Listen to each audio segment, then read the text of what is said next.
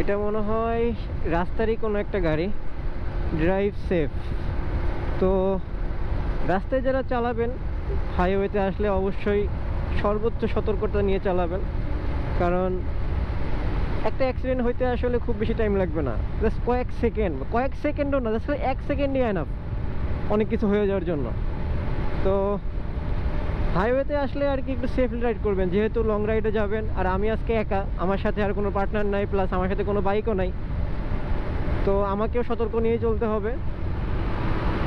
যতটুকু সম্ভব সর্বোচ্চ সতর্ক নিয়ে আর কি চালাইতে হবে, এই হচ্ছে কথা।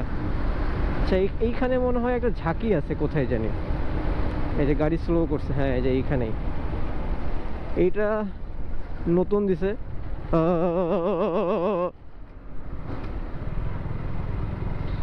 এখানে মনে হয় বাইকের জন্য আলাদা লেন আছে।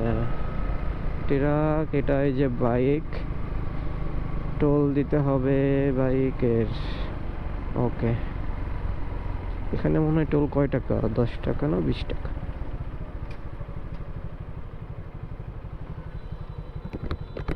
কয় টাকা জানি?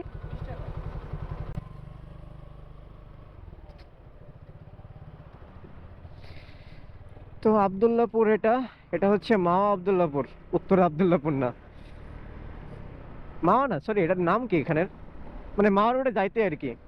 আবদুল্লাপুরের প্রথম টোল ঢাকা থেকে পার হয়ে যদি গুলিস্তানের সাইড দিয়ে পার হই, প্রথম টোল 20 টাকা।